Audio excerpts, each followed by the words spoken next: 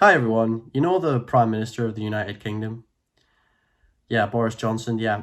Um, you know the Health Secretary of the United Kingdom? Matt Hancock. Yeah. Well, the first one called the second one totally fucking hopeless. That's a direct quote. So we're screwed. Um, so there's a story that's been kind of blown up by Dominic Cummings because he's loving dragging the the most powerful, influential conservative politicians through the mud at the moment. And while, I kind of do love to see their corruption, incompetence, and general callousness exposed, you have to take everything he says with an enormous block of salt, because the guy is a well-known liar.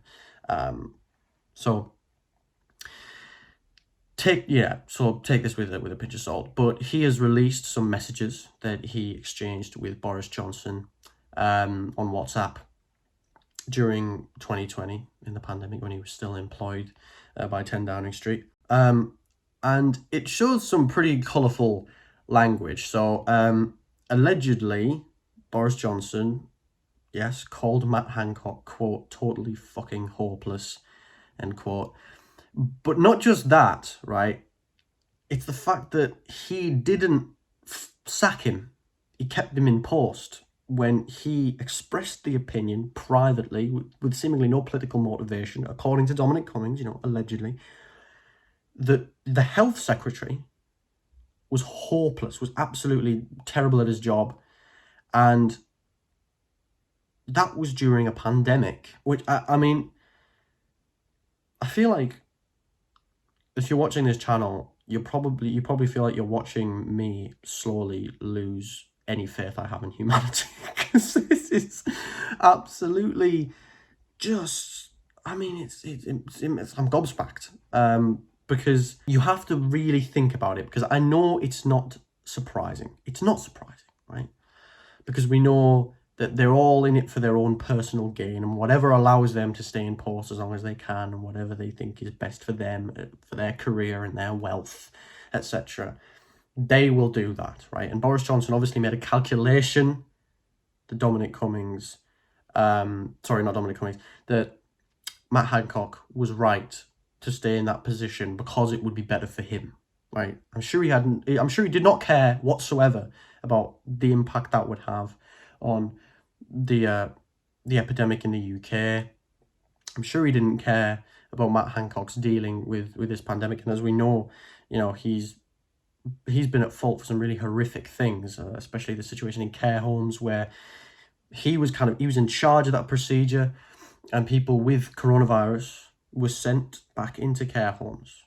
This is where the most vulnerable people in the country are when it comes to this virus. And he essentially, crammed them all together in a big petri dish, and just said to coronavirus, "Yeah, just have at it, bro. Just go for it." So this was, this was pretty obvious to all of us that Matt Hancock was terrible at his job, and I think we all knew he was quite a slimy, slimy little weasel, I guess. As soon as he kind of started making more public appearances, I mean, when he became health secretary, I'm pretty sure he succeeded Jeremy Hunt, which feels like a lifetime ago. But there you go. So he is obviously hopeless, but the fact that Boris Johnson is clearly knows that, and then is like, oh, we got to keep him in post. Apparently, he was considering replacing him with Michael Gove. Michael Gove is perhaps the worst human. I'm not totally sure about that. There's a lot of bad ones. There's a lot of bad ones, but I would say that he's definitely close. I don't understand how Michael Gove is. It's a bit of a tangent, but I genuinely don't get how Michael Gove is in mainstream politics. I just don't understand it. I mean, the guy, he doesn't have like the charisma or kind of laughable oafishness of Boris Johnson. He doesn't have the charm or charisma or even slight attractiveness, I guess, of Tony Blair. He doesn't have the legitimate honesty and earnest feeling about him like John McDonnell or Jeremy Corbyn, or at least he did before his character got absolutely destroyed by the media and stuff. He just doesn't have anything really, and yet he's still kicking about. I guess, you know, when the elites like you and the ultra rich, you know, donate to your party and you do what they like, keep their wealth and their influence safe, then, you know, you're pretty much set. But yeah, so it's really, really bizarre, and very, very sad. It's sad. But not only that, Boris Johnson actually asked Dominic Cummings, you know, what do we do? What on earth do we do? I suddenly on my laptop I can't find the exact quote that he said, but basically he said something along those lines, like, what in the hell do we do? So the Prime Minister didn't have a clue, right? He didn't know what to do in a crisis situation. That's not exactly the ideal model for someone who's in charge of a whole country. Oh my God. Sorry. It's just, yeah, you get a bit tired of reporting on these things, I'm not gonna lie, because it's just, I understand, you know, I kind of understand why some people in the mainstream media just don't talk about government corruption and incompetence and, you know, potential just evil, because it's so continuous and it never seems to change. It's like, well, you know, what's the point?